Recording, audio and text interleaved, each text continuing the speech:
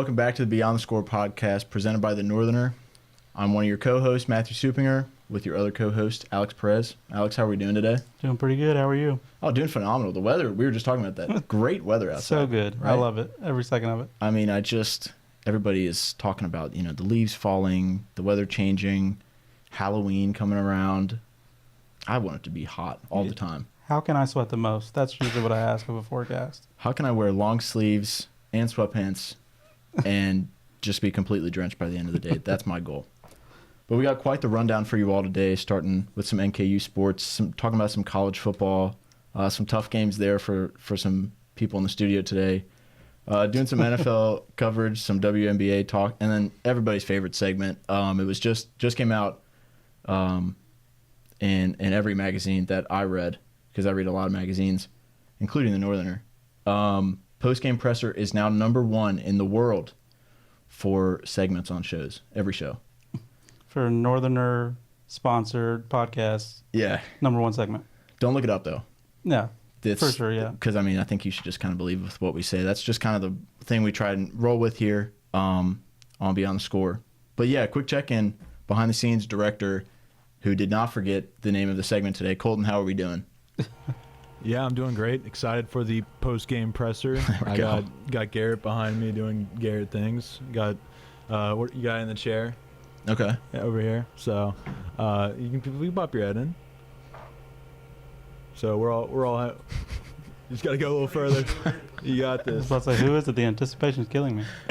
Yeah, there we go. Behind the scenes. Behind the scenes guy. So he's my little Padawan, and yeah. So we're having a good time over here. Awesome. Always good to see that.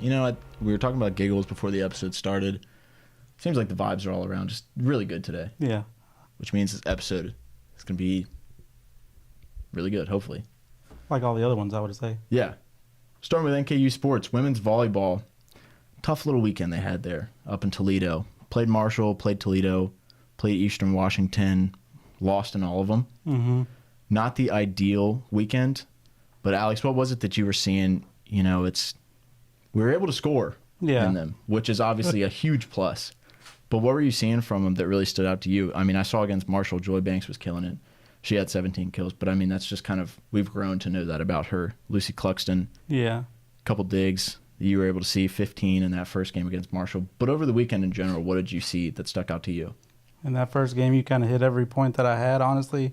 It was close, 3-2, against a opponent who only had one loss on the season so far, so a really good G1 opponent. And then last set was the 2-point game, so it was right there for us to take, honestly. So if we can be in those matchups with, honestly, higher Division I competition, then I feel like we can do great things in the Horizon League. That's certainly coming up. Let's see, and then Toledo, the MAC school, we did lose 3-1 there, but Allison Risley with 20 kills, which is a season high for any NKU athlete, which is mighty impressive, especially from a freshman. Yeah. Tori Houston and Lainey Green just continue to be some of the best passers in the Horizon League. They combined for 33 assists.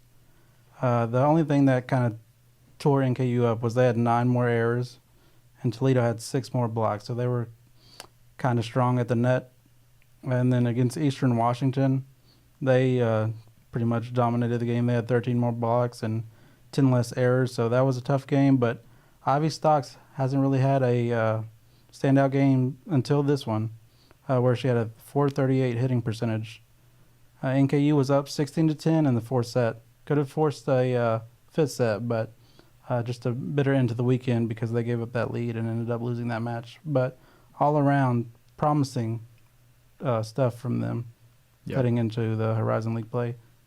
Yeah, absolutely. You hit on pretty much everything that there was to talk about. It seemed like it was a phenomenal weekend. I don't want to jinx it, but Allison Risley might be. That could be Horizon League Player of the Week stats right there. You might be right, yeah. 20 kills in a game. I'm no volleyball, genius, but that sounds pretty good. I think when you say NKU best this season, that's pretty good, yeah. That seems to be pretty good.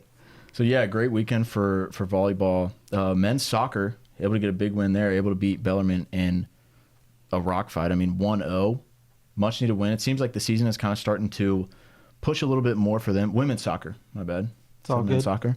Women's soccer, seems the momentum's kind of starting to move a little bit. The offense was there because we obviously scored in this one, but maybe a little bit of a slowdown from what we've seen the last few matchups from them.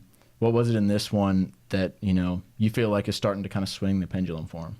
Yeah, for sure. Not as many shots on goals as we've seen the last 3 or 4 games because they were getting aggressive offensively. They might have taken a step back in this game, but the main thing is they kept that intense defense that they've always had.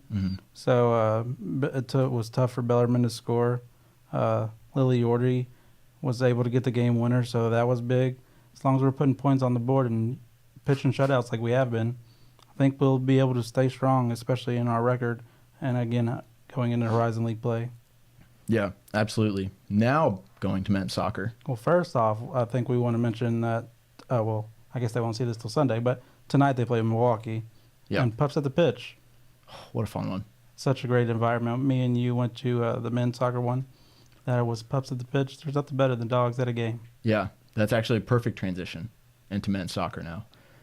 A little bit of a slow week, I guess you could say, for him. No losses, which is awesome, but didn't win either in the past week. 0-0 against Robert Morris, but against number 24 Bowling Green, able to go 1-1 to the end of the match. That's a pretty big win there. Pups at the Pitch, like you were talking about, it was awesome. Tons of dogs there on the field and off the field. But yeah, it was a really good atmosphere. You all, need to get out to that game if you can. Get out to future games and stuff like that because it is a really fun atmosphere. But in that game against Bowling Green, what did you see? Because it seems like I know the crowd in front of us was quite rowdy. It was intense, yeah. Bowling Green is a ranked team, so that was good to see that kind of fight for NKU as a mid-major against a nationally ranked team. And then, again, pitching a shutout for the first 30 minutes, that's impressive in any stretch. And then got chippy. I know that's usually a bad thing, but I think it was good just to see that fire that they had to win that game or to go and try out to win that game. And the only thing I noticed that NKU could have improved on was the discipline on penalties. They had 7 offside penalties, and I don't think Bowling Green had any, so that was just the biggest takeaway that I had was discipline may have cost them winning this game, but at least they were right there for the tie, so that's still big time. Yeah, absolutely. And then wrapping out the NKU sports, talking a little bit of men's golf.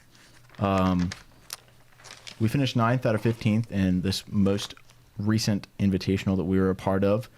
Zach Beard played phenomenal. He finished 6th in this tournament, tied for 4th after shooting an even par across the 3-round event. He was -4, 68 strokes on the entire thing. I mean, what a weekend for him. But what other things did you see from that really stood out to you? Maybe not the finish that we were hoping for, but again, early on, let's just kind of get the ship, feeling good on the waves. Kind of the same thing with volleyball. It was bigger competition, honestly, bigger Division I schools there. So it's just good to see that we had a top 5 finish, and Zach Beard was my biggest takeaway, honestly, as well. Just that he was able to stay consistent and be par over 3 rounds. I'm not much of a golfer, but I'd say that's pretty good. I would say that's absolutely very good. Much better than what probably both of us could do in our best game combined. For sure, yeah. So, yeah, moving on. Pretty good week for NKU sports, week and weekend. We're just going to hope to keep that moving. Make sure you all get out to the games when you can. Even if you can't, if you have a crazy exam, tell your professor, hey, I would have loved to have taken the exam. I would have loved to study. But I don't know if, you should be watching Beyond the Score. Co-host Matthew Supinger and Alex Perez both said that we need to be at the games. I vouch for that, honestly. Yeah. So, yeah, you heard it here first. Skip your exams. Go to the games. No, don't do that. Don't do that. Do your exams at the games. Yeah, it's best of both worlds. Yeah. Can we legally say that? We'll just cut that. Moving on now to college football. Tough game there for Kentucky. Very close loss to Georgia. There was a little bit of controversy from what I heard on what could have been a pick six. Got called back for it not being a catch. Ended up losing by, was it 1? 1 point. 1 point loss to what was the number 1 team in the nation. What did you see there besides a heartbreaker? Well, I will mention the good things first. Okay. UK had 170 rushing yards, a very good game on the ground. more total yards, less penalties, 11 more minutes in time of possession, and the bad thing is we still lost. Yeah. I do not think that there's any controversy with that pick six. Okay. I think the ball touched the ground, so it's dead either way. Yeah. Even if he caught it afterwards, they would still reviewed it and said it wasn't a catch. So I was fine with that call. What I wasn't fine with was the conservative play calling. We had this 170 yards rushing, and the last 2 drives, the most pivotal drives in the game, we decided to abandon the run. For a guy, Brock Vandegrift, very high on week 1, looked great. Since then, he is 17th in the SEC in passing yards. There are 16 teams in the SEC. So not the great numbers you were hoping for. And you all go check out the Benchwarmers podcast. Josh Northcutt already said about everything I need to about Mark Stoops and the bad play calling he's doing there. But to punt with 3 minutes left on 4th down when you haven't forced Georgia into a 3-and-out all game is the most inexplicable coaching decision I think you can make. But shout out to Alex Rayner, who kept us in the game and was our only scoring. He is the most efficient long kicker in the nation. So shout out to him. Yeah, I think that's all the notes I had. It was a tough game to watch. Oh, no, the last one. We could have had another possession. We forced a fumble. And in the replay, we're just looking at the sidelines, not even looking at the ball. Holding hands up like that. And just goes to show the discipline between Kentucky and a team like Georgia. They're ready for that. We're not. And it's very disheartening to see, especially after Mark Stoops made such a big deal about this team needs supported, and he's not putting a team on the field that deserves supporting, honestly. Wow. That was a good one. I felt the anger with you and stuff like that while you were talking there.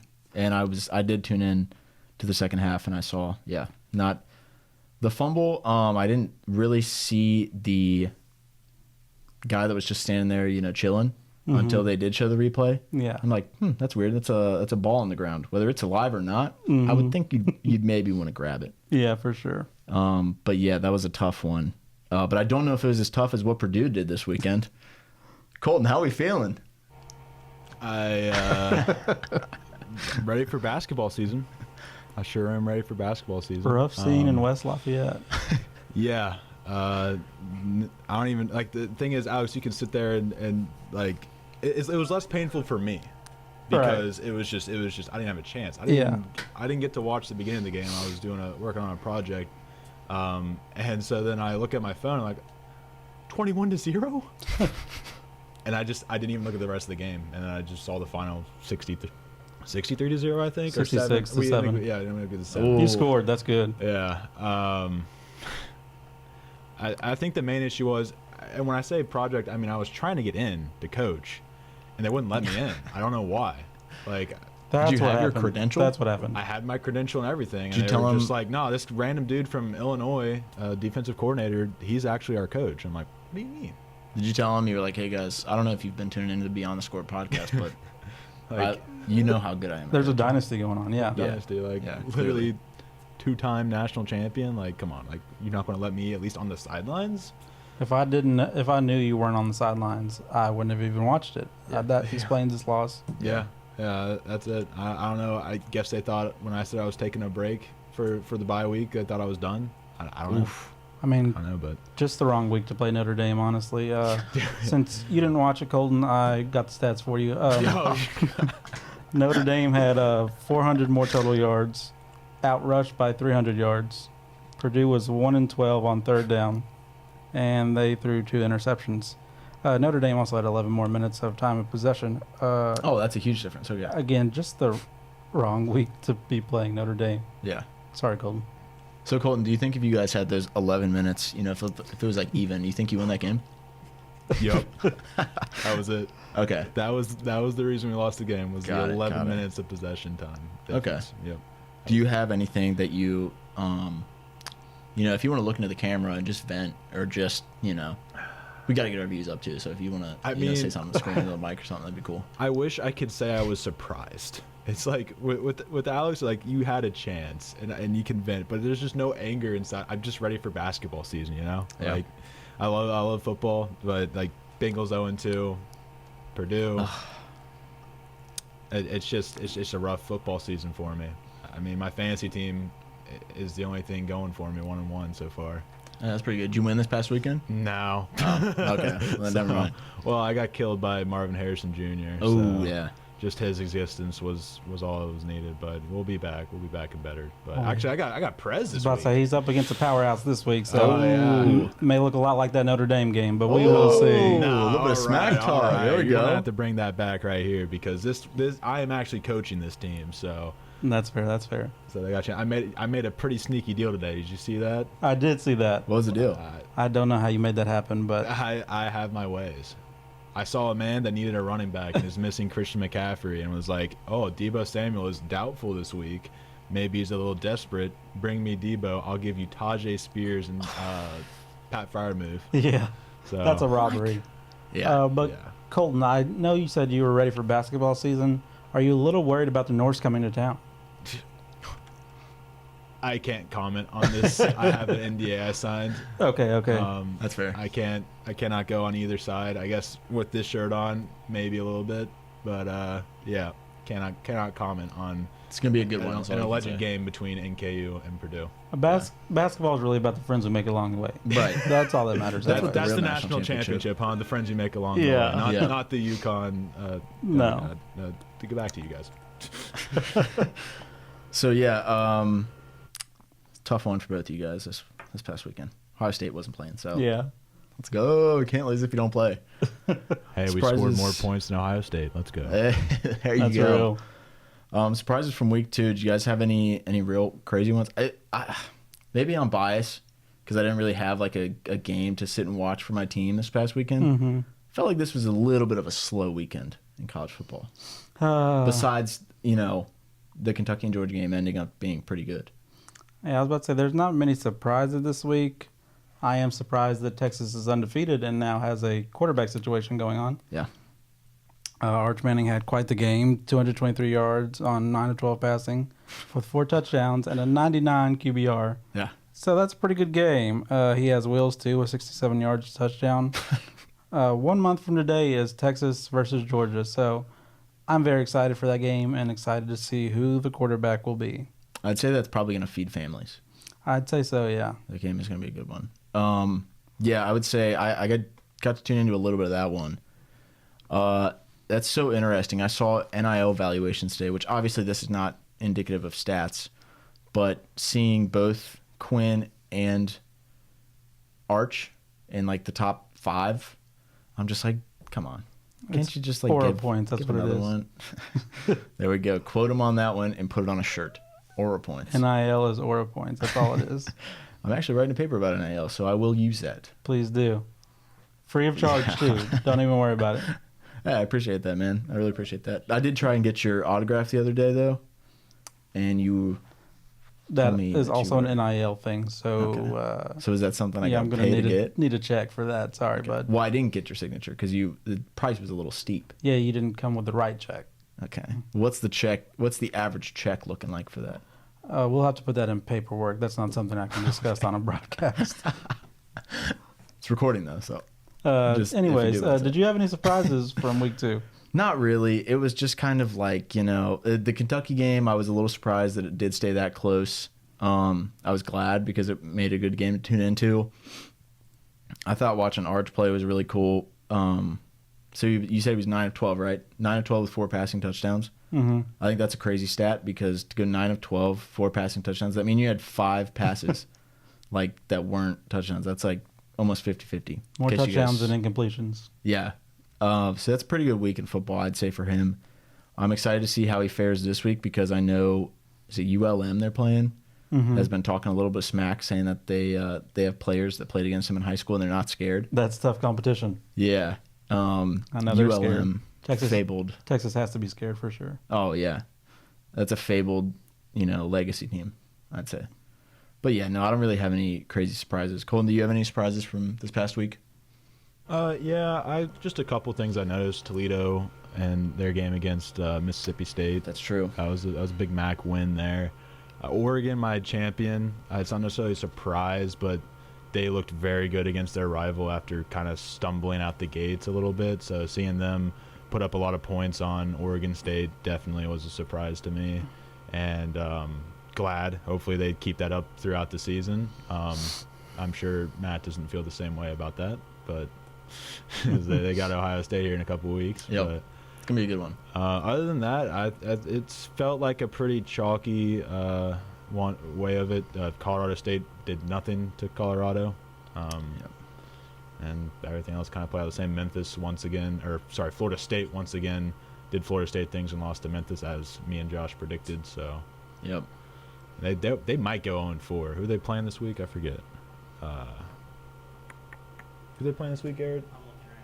Garrett's looking it up for me. I thought I had it off the top of my head, but I don't. There's just another team that they're probably going to be 0-4 here. Yeah. Yeah. California. California. That's who it is. Yeah, they're playing Cal. So Oof. 0-4 That's Florida tough. State Yeah, that's Seminoles. gonna be a tough one. I said it was going to be. I said Colorado and Florida State would be the 4-8 bowl. It's going to be the Colorado and 4-8 and 0-12. 0-12 bowl. Yeah. Let's say Cal has a good defense, so And a pretty good quarterback. DJU's not good against the scrimmage team, I'm pretty sure. So DJU is not good against yeah. running plays, just imaginary. Yeah, he's not good at getting a job apparently either. Well, actually, no, he is pretty good. The fact that he's still in college football shows he's good at getting a job. But Yeah. hopefully that translates to being a car salesman. Oof. Got him there. Another zing from Colton Smith. I did want to say, a little surprised, I almost forgot about this. I think you guys talked about it on the bench warmers. Pac-12's back.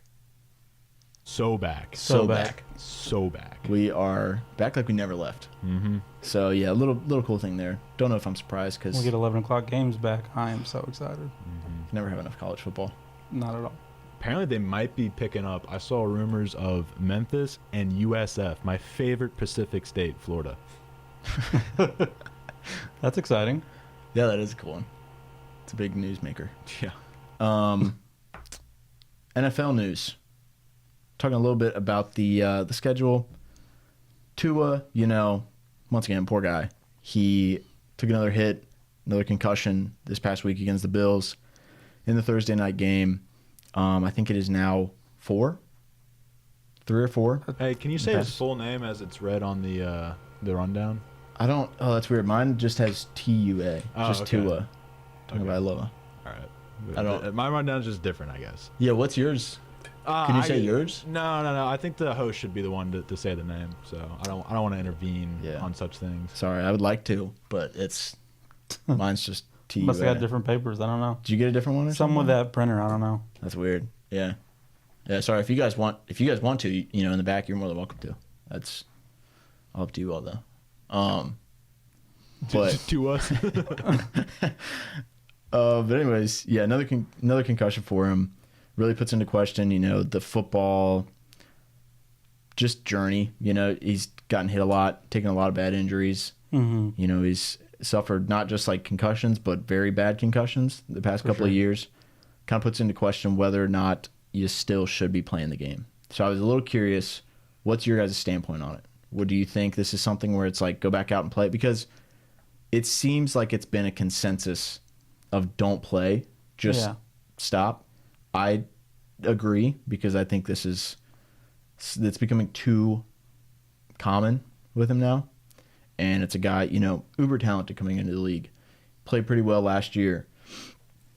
It's just like, it's you sign this big contract. It doesn't mean that you got to live it out. Right. Well, poor choice of words, but doesn't mean that you have to play it out, because it is something where it's like, it's your life on the line here. But what do you think about it? Yeah, 3 concussions in 24 months, and I think 4 overall. So there gets to be a point where it's like, is this worth your life? And obviously it's not. So I think it would be a good idea for him to hang it up. It's still hard to fathom that that's even a possibility. Yeah. So young in his career, but you have to think of yourself first. And I think after the DeMar Hamlin situation, I know it's a completely different thing, but we've become acutely aware of just how dangerous football is. Mhm. I mean, we were aware before, but I think last season or that incident just made it hyper aware how serious those injuries can be. So I think it would be time and smart for him to hang it up, but he might continue playing. I mean, there's not much to play for because of the injuries. Like, those are way more serious than anything you could be playing for. Yeah. But I think if he does play, it's because Tyreek Hill will still be there and there's still like a prime for his team. Mm-hmm. Tyreek Hill, I believe, already said that he's going to retire after his next contract is up, which is in 2 more years after this one. So if he does stay, I think it'll be those 2 years and then he'll be out. But how many more injuries will we have between now and then? So I think it would be time to hang it up. Yeah, Colton? I agree with you.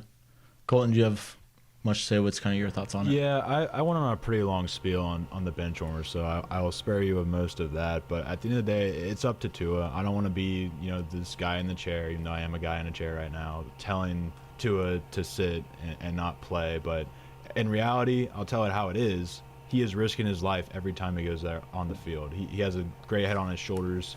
He's a smart guy. He's got a family.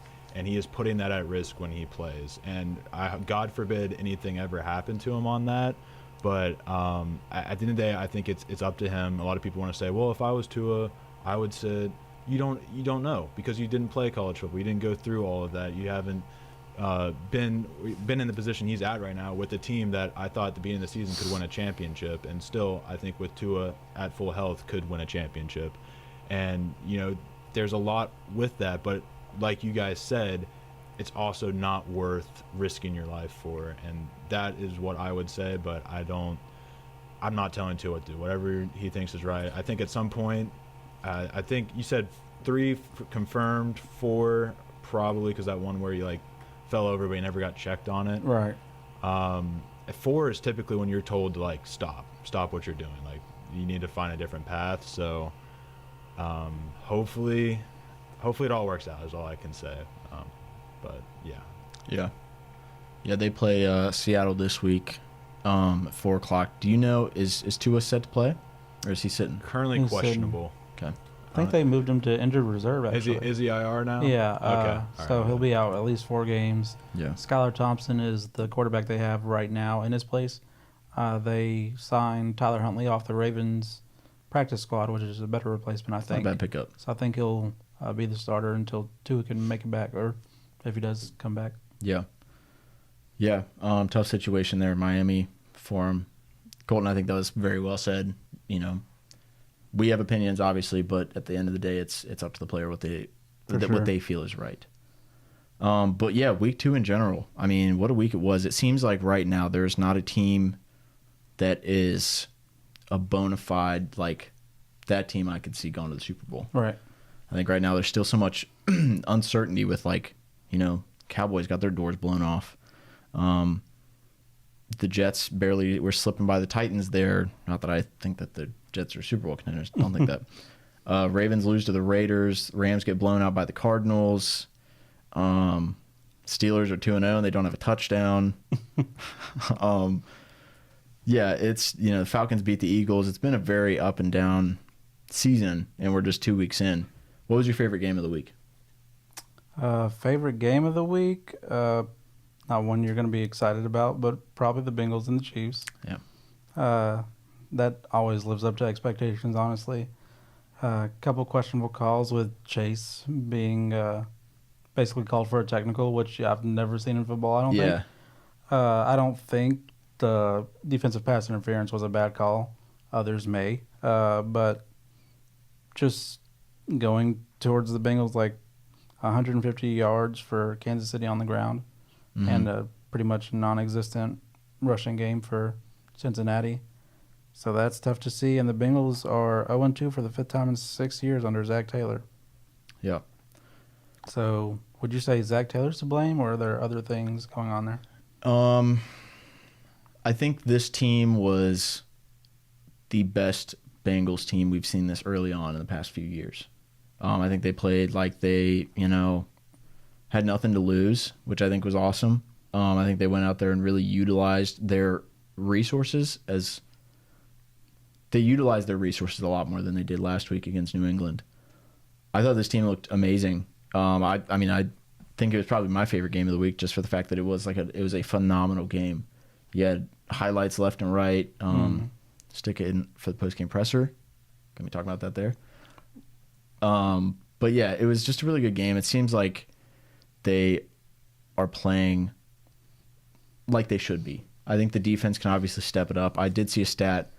Bengals have allowed 292 passing yards through the first 2 weeks, which, yeah, one of those quarterbacks was Jacoby Brissett, but yeah, the other quarterback was the best quarterback in the NFL right now. Right.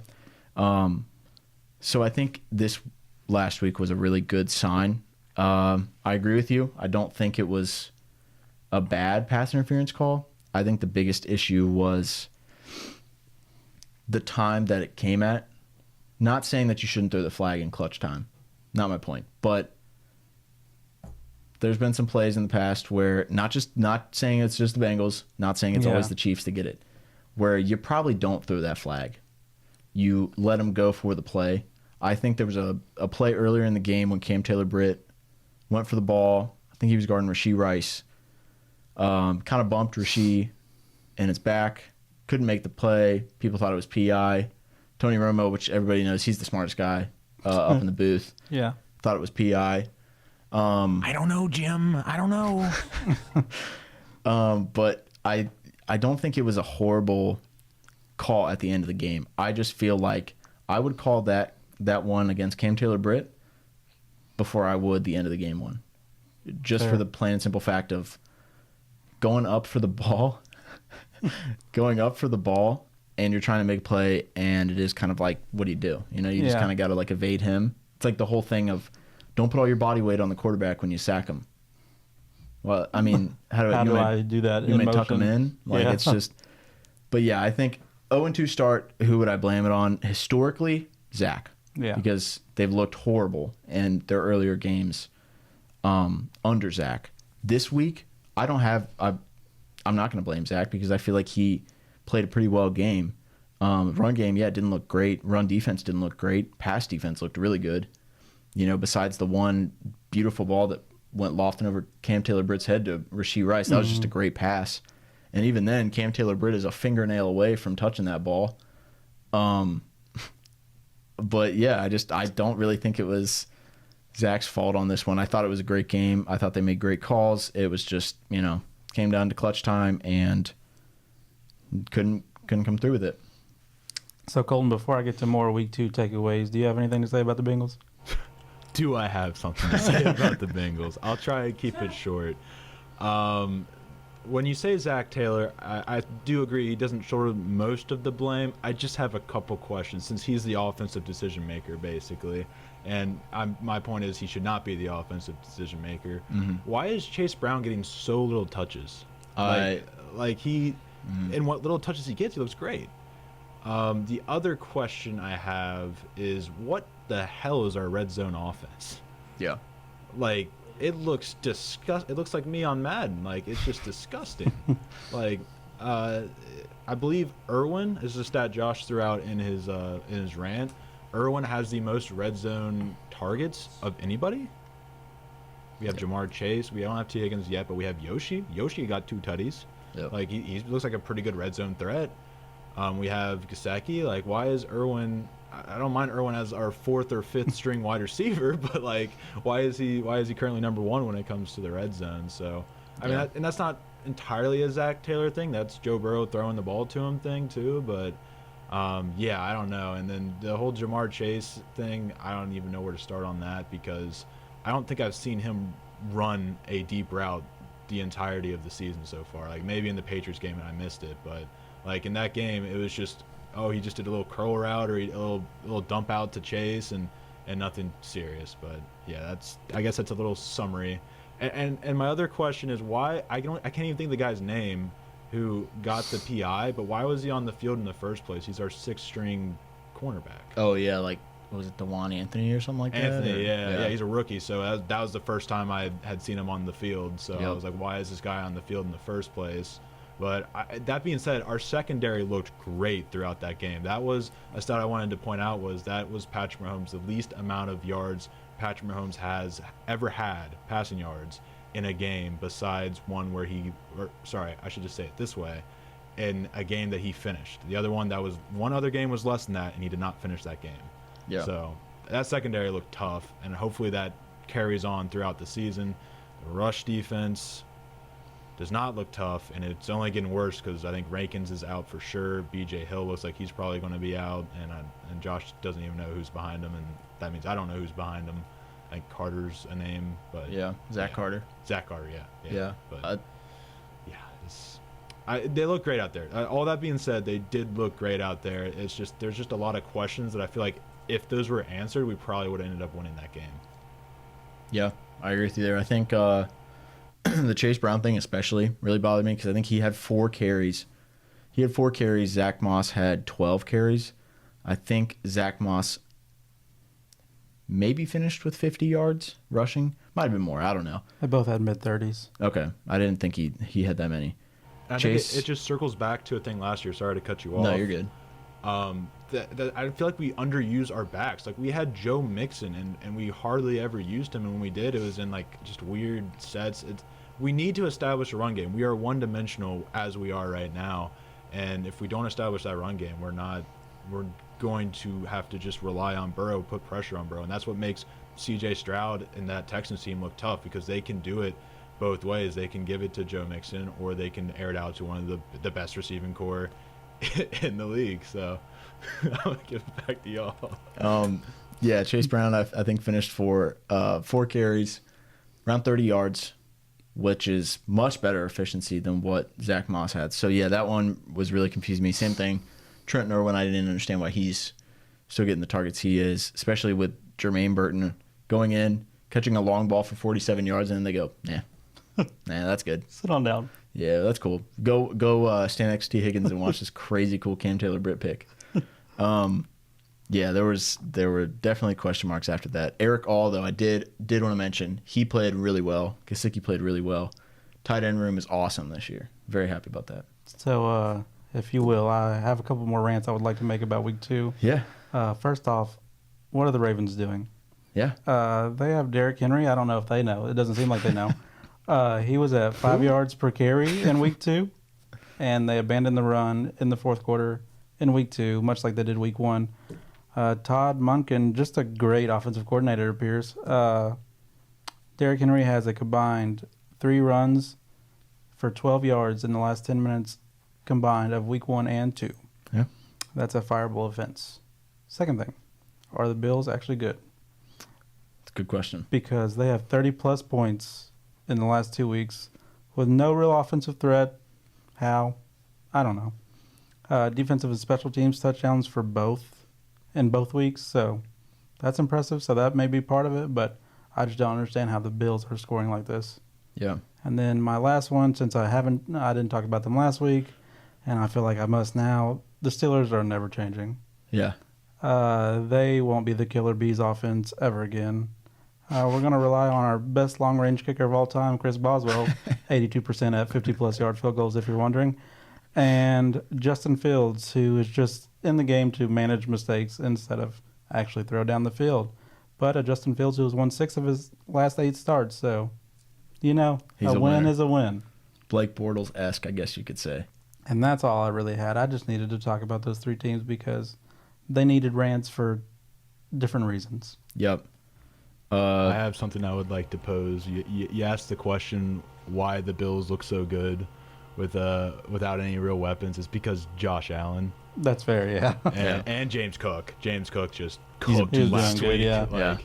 But for sure, Josh Allen, I think if they keep on winning, needs to be in the MVP conversation if he's not already. We don't have a Super Bowl favorite or anything, but he is my MVP favorite so far. He has to be if you create an offense like that with nobody. Yeah, it's like that year There's with nobody Mahomes. on the team. It's like that year with Mahomes after Hill left is what it feels like. I didn't think Allen would be able to do it, really. I threw him out there as like a dark horse MVP, but so far it looks so good. Yeah. I think we were talking about that too when we were talking about our award predictions. We were like, if Josh Allen can like win the division with this offense, you gotta, he's gotta be top 3 MVP. Yeah. Because we had a guy come up to us in our class today and ask us if he should start Khair Shakir Yeah. at wide receiver over Jerry Jeudy, and I don't even remember who the other one was. And we were like, yeah. Keenan Allen, who's also on my team, who I don't trust anymore because he can't stay healthy. Anyways, you were saying? And who's throwing to him. That too. Yeah. But yeah, it was, that a quarterback's got to be playing pretty well with a generationally bad offense if a guy comes up and says, you guys think I should start Khair Shakir? And he did come up to us and ask, because we are co-hosts of the Beyond the Score podcast, and we do have... I'm glad that he prefaced it that way. Like, I know you guys are no ball because you are the host of the Beyond the Score podcast. Yeah. Presented by the Northerner. So it was a really special moment. Yeah. Last note that I want to make, if you guys still got some other notes, more than welcome to talk about it. I don't think the 49ers know what they're doing this season. I don't think they do. Not to diss the Sam Darnold redemption tour. Same with Baker Mayfield there, baller. But yeah, I don't know what you're doing there. How do you score 17 against the Niners? I'll tell you how. Against the Vikings defense. Not Not to to diss Christian Flores, McCaffrey. That's the thing. I'll tell you, Yeah. Brian Flores' defense is insane. He is a That good. too, yeah. I watched a play where Harrison Smith is just chilling on the left edge, and the snap comes out, he books it back to his spot in the safety, deep safety, and it's so crazy how he's able to mask all his coverages and whatnot. Like, Brock Purdy walked up to him after the game and was like, you have one hell of a defense or something across those lines. And, that's why they only put up 17 is because Brian Flores is just a madman cooking up these schemes, and it's going to pose problems throughout. And then Sam Darnold looks pretty good so far. So another former Carolina quarterback looking better after he goes to Carolina. It seems like there might be a commonality there. I don't know. Theme? There's a running theme here? Yeah. Actually, that's a good thing to bring up, because me and Alex were kind of talking about the Bryce Young benching, how we feel about it. I'm not a big Bryce Young guy. I don't think, not to be like, well, if C.J. Stroud was drafted in that spot, it would have been different, because I do think Stroud would have struggled. But I feel like coming into it, Bryce Young, I just don't really, I didn't see what it was about it that was like, okay, what is it about this guy that makes him stick out among everyone else? Especially because if you look at his Heisman year, I did this research a couple years ago. His Heisman year versus C.J. Stroud's year that he finished second in the Heisman voting, very similar numbers. I mean, you could have gone either way. But, yeah, Colton, I wanted to see what you thought about the whole Bryce Young benching.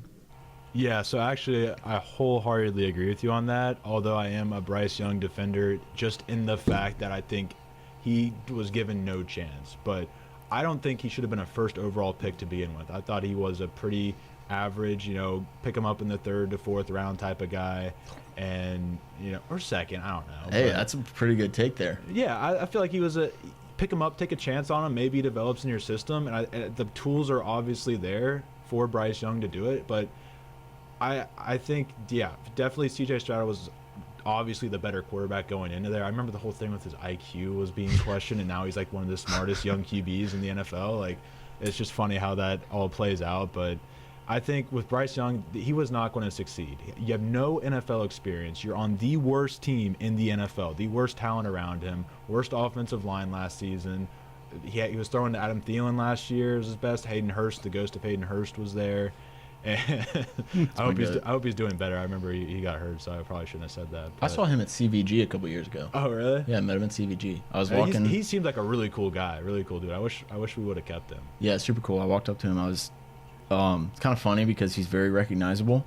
Because he, it's not like he's just some standard white guy that you might see walking around. Right, of course. And he's, he's got this giant beard and stuff. And I walk up, I was like, "Hey, sorry to bother you. Are you Hayden Hurst?" He goes, "Yeah, I am." I was like, "Dude, huge fan." Super cool guy. But yeah, I just want to say that. Yeah. No, I mean, like, he was a good target for Bryce Young, but unfortunately he got hurt. And just like the defense, they haven't had a lead since I think December. So far this season, Josh just sent a text. They have been behind 15 or more points for 80% of their snaps, and it's just, I don't think that's all on Bryce Young. Like, why do you expect this rookie, who again I don't think showed the talent in college, to be the #1 overall pick? and he just has this like unnecessary stress on his shoulders that's been placed on him. And how is he supposed to gain confidence with that? And it's only getting worse because now he has a GM and a coach that doesn't want him. He had a coach last year that didn't want him. Reich wanted CJ Stroud, so I think it's just he's been behind the 8 ball this entire time, and I don't think that's necessarily his fault. Now, do I think if you put him on a team, is he going to be CJ Stroud level? Absolutely not, but I think he could be a solid QB. I think he's better than some of the other starting QBs out there, but how are we supposed to know that? Because the only sample size we have is Carolina, and we saw it with Baker Mayfield. That dude was dead in the water, apparently. He had that legacy game at Los Angeles, but I remember when people were saying that Kyle Trask might start over him. That was apparently a QB battle at Tampa Bay, and then he has his run, and now all of a sudden he's a top 10 QB. It's just the situations, and I don't think Bryce Young was put in a good one at all. For sure. Historically, Alabama quarterbacks usually haven't panned out because they're like system quarterbacks, but Bryce Young was thrown on a ship that is already sinking, so Yeah. it's really unfair what he's been given. I am excited to see how that team fares the rest of the year because I think it could arguably be up there for one of the worst teams in NFL history. For sure. Because it is so disgustingly bad and ran so poorly. Did you see that they waived their team's leading tackler? I did not. Yep. That's wild. Yep. This week? Yep. Saw it on Twitter They yesterday. waived him? Waived their team's leading I tackler. thought he already got injured. I mean, I must have misread it. I saw he got waived. Maybe You he know, did that just get sounds like injured, something but Carolina would do. yeah, I That was definitely like, sounds like oh, that something sounds they cool. would do. Yeah. I don't know what. I would also add, sorry, No, you're good. forgot to mention, with Andy Dalton, he will probably look better than Bryce Young this week because he has a decade of NFL experience. So Yeah. obviously he's going to look better. It's the experience that you get. If you work at McDonald's and try to go run a company, like, okay, that was a weird example, but you all know what I mean. Like if you're working with McDonald's workers and you try to go work at this cuisine restaurant, then it's going to be night and day difference in what your performance looks like, what the food that you make looks like. I'm hungry, so. Are you trying to say that McDonald's is like not a cuisine restaurant? You can interpret that however you would like. All right. Well, So bad transition here, but speaking of letting people go, you know who let Brian Flores go? The Pittsburgh Steelers did. So, what was he, a linebacker coach? yeah, linebacker Woo-hoo! coach. Yeah, not defensive coordinator, linebacker coach. Oh man, Love that. gotta love the NFL, So yeah, that was a good little NFL chat there. Oh, other thing I wanted to mention too. You guys remember the last time that Trevor Lawrence won a football game? Like back in Clemson or something like 1917. Close, and also close. He won his last NFL game that he started and won was November 26th of last year.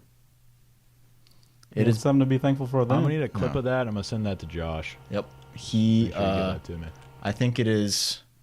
You can clip this too while you're at it. I think Trevor Lawrence, going into his draft class, and not to say he's bad because he's not bad, but I think what he was paid this offseason was ridiculous, and I think what he has done in the NFL is not talked about ever because I think it's funny. I think it's funny that he comes in and he's like this standard quarterback that you'd want. He's tall, he's got a good build. Now Nice it just sounds like long hair. yeah. Now it just sounds like I'm. But yeah, it's just like he was good quarterback build coming into it, and he seemed like he just had like the tangibles and stuff like that of a quarterback that you'd want to see. And I don't know, he's that first year, or playing under Urban Meyer, very bad. Urban was getting handsy off the field when he should have been probably getting more hands-on with the playbook on the field. that's real. That's a bar. Thank you. I appreciate that. Notice how I even got this one in there too. That first year, I understand that. Yeah, you can push that aside. But like last year, what he did last year, that was bad. You blew it in arguably the worst division because Anthony Richardson gets hurt. Will Levis didn't start till like what, week? The last week, I think. Yeah, he didn't start till like forever in the season. And now he looks like butt cheeks. And and it's like CJ Stroud was obviously really good last year, but like that Texans team was not like they were. That Texans team was not like it had, like Pro Bowlers at every single position. You had this opportunity to lock up like one of the easiest divisions in the NFL last year, besides the NFC South, and you just blew it. So yeah, that's my little thing about Trevor Lawrence. I don't think it gets talked about enough how much of a, I'm not even going to say a bust, because it's not a bust, just how poorly he has performed.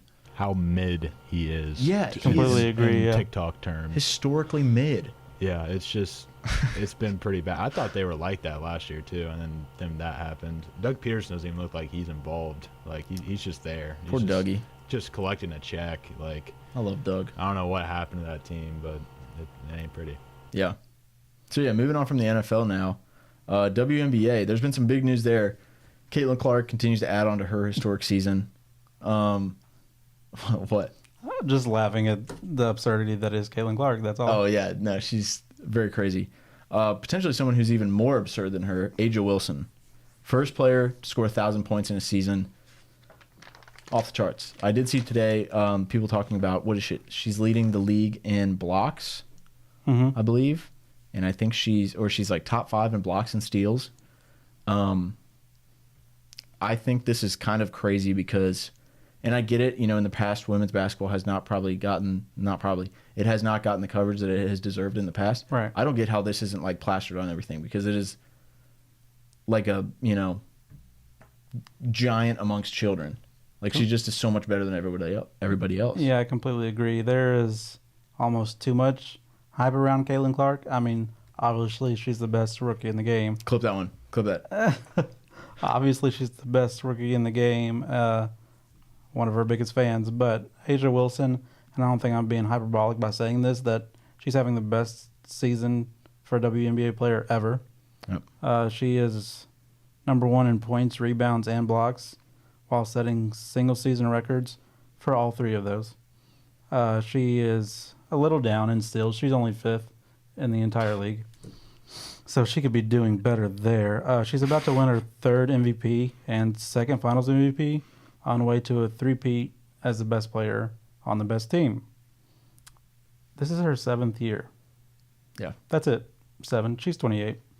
Cheryl Swoops, Lisa Leslie, and Lauren Jackson all tied for most MVPs with 3. Aja Wilson, again, about to have that in her 7th year. Mm-hmm. She is the Mount Rushmore of WNBA. You can't take her off of it. Yeah. I mean, you could put these other people on there that I just mentioned, but there's arguments there. There will never be another argument for somebody can replace Aja Wilson on the Mount Rushmore of the WNBA. Yeah. Would you argue, and this is, I know she's 28, shooting it maybe a little bit early, would you argue that she is already top 3 all time? Or top 5? I would not argue that at all. I feel like top 5 is fair. Top 3 definitely has even an argument, honestly, because there's no player who's won this many awards, been the best player on their team, and dominated in this fashion in WNBA's history. Maybe Maya Moore, she's stuck around longer in the WNBA, but that's about the only one in this short of a time span that I can think of that has had this much success. Well, yeah. I think you hit it right on the head there. Caitlin Clark continuing her, unreal rookie season, including they just locked in 6th seed, right, in the playoffs? Yeah. I already knew they were getting a playoff spot. Locks in the 6th seed. What do you want to talk about that? Because, I feel like there's just so much to talk about. Whether it's talking about the people who before the season were like, oh, she's got to adjust. Or, oh, it's going to be a different game. It's going to be more physical. And here she is making it look like it's walk in the park. Feels like I'm watching a bad kid because, what you do now, I can't keep up. She just set her career high in points, 35 against Dallas the other night. And that also put her in the rookie all-time scoring record for points in a season. So there, like I've said many times, a laundry list of accolades and accomplishments she's already done in year 1. What else is there to talk about? She's the best rookie for sure. One of the best, probably top 5 players in the league already. Yeah. And I think she and her team are going to make some noise in the playoffs. So I can't wait to see what kind of playoff record she eventually sets. Maybe even this year. We'll see. Yeah. Yeah, I'm excited to see the tweets, too. Yeah, they're Keeping coming. up with that. Can't wait, man. So, yeah, just a great season. I'm excited for the playoffs in general, like you were just saying. Colton, do you have anything you wanted to add on about that? I loved your tweet on the sky, like saying Rookie of the Year for Angel Reese, and you tweeted over like 3 of 4 is pretty good. I forget what the rest of the accolades were. Yeah, they were being mighty generous there. They even said like all WNBA team and like yeah. But I'll give her that. We're not giving her Rookie of the Year ever. No. I find it funny though that like this kind of happened back to back, but I feel like the hype around Kaylin Clark reminds me of the hype around Victor Wembanyama. I think I said that. Did I say it right? Close enough. Yeah, close enough. All right. Well, anyways, I'll get it pretty soon. I never thought I'd be able to say Antetokounmpo, and here we are. So, yeah, I feel like the hype is like where they aren't quite where everyone hypes them up to be yet, but they have the talent. They will be there at some point. They're just not there in their rookie years, and that's kind of what I like in the hype around Caitlin Clark too. That's the vibes I get, and yeah, she's absolutely nuts, and I'm excited to see what she does in the playoffs next week. Start Sunday. Sunday. Yeah. My hope for the Indiana Fever is that they see how well this team is gelling now. I know it hasn't been like a free agency big spot in the past for the WNBA, but I feel like some marquee free agents will want to come play with Caitlin. So I think that'll even bolster the team even more. You think, because we had kind of joked about early on Coach getting fired. What do you think happened? Do you think she keeps her job? Yeah. Keeps her job? Absolutely no way she gets fired now. Yeah. 1-8, as we started, we were definitely talking about it. But now, 2 or 3 games over 500, 6 seed locked down before the season's even over, for sure keeping her job. Yeah. All right, well, you know what that means. Everybody get excited. We're starting. Colton, what's the name of it? The post-game presser. Come on. Don't you forget it, folks. Fired up. All right. What are we starting off with here, boys? You want to Alex, start what are you with thinking? Caitlin Clark? We got one that says Caitlin Clark on it, so I guess we should start with that, right? That's coming from would say Alex. that's good. That's Let's a good do one. it, yeah. Yeah, let's just smooth transition here. If I can actually transition on the screen there. There's I saw you tweet this earlier. I was about to be like, this guy is You would such a think big- she can only play basketball. But here is Caitlin Clark in high school, running as a freshman her whole soccer team and the other team down the field, and she is going to score here. Obviously, double teamed here as well. I was looking into it. She played right across only played her the front of the freshman year keeper. because she had to play Into the goal for the U16 to give NBA Valley World the Team. early So lead. her coach in college or going into college said she could have been D1 athlete here in soccer as well if that's what she wanted to do. Yeah. So she can do it all. I wouldn't want to line up against her. No. What do you think she does on a football field? Don't even play too high safety. That's embarrassing. Yeah, the greatest receiver in the game, I think. She would just Randy Moss some people. It'd be Yeah. insane. Yeah. All right. First clip I got. You want to roll the Kyler Murray clip? Let's Yeah. get this pro Kyler Murray propaganda going here. Yes, the beautiful. It's a beautiful week to be a Kyler Murray Oh, lover. man. It Goodness. truly is. I saw this on Twitter the other day, and I thought it was too good not to show.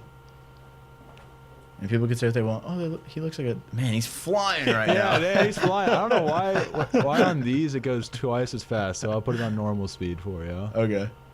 or I'll put it in slow motion. All right. Just- There it goes. Oh, what a Dodges move. one defender. What a dodge! And he Here comes keeps the other going. one. He Oh. keeps going. Another defender. Oh, No, another missed one. Oh, guy coming back. Oh, missed. That's 4 missed tackles, and then throws a beautiful ball to the end zone. Touchdown. Beautiful. There's a mouse in the house, and it's a problem. Beautiful. Oh, that. another one there. That he might want to take that. You might want to copyright that. You know, before I'll try. Tyler That's a takes good it. one. Let me Mouse write in that the down. house. Man, NIL deal for that one. NIL deal in the NFL. Yeah. That's great. All right, Alex, All you right. got another one? Alex, you got I do.